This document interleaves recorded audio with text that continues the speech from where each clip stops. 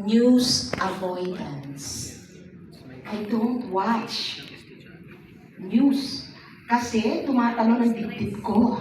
Ang mga Negative. headline Negative. nasagasaan ng truck, pisak. All negative. That is a problem.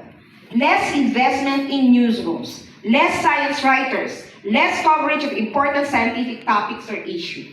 Kaya tayo natatalo sa asunto. Okay? Walang mga reporters na nakadedicate sa science. Except, I'd like to take note, not because Ma'am Lynn Resurrection is with SciComm PH, but because na pag-aralan ko rin sa aking dissertation, sila ang may consistent na coverage ng biotechnology and climate change. Hindi 100% positive. May neutral, I don't know kung may negative.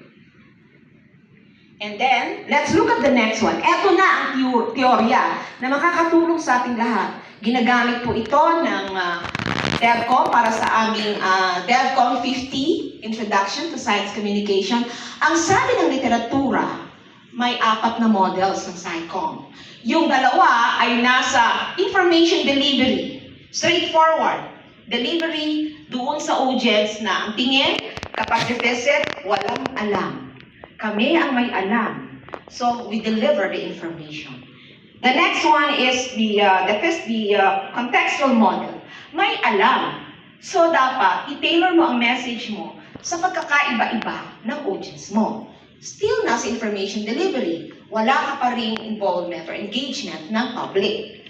Now, the other one is on the engaging the public, or the public engagement models. That would be the lay expertise model. Mamaya pag-uusapan natin yan. And of course, the public engagement model. So tandaan nyo lang yan. Ang gusto nyo ho ba ay straightforward?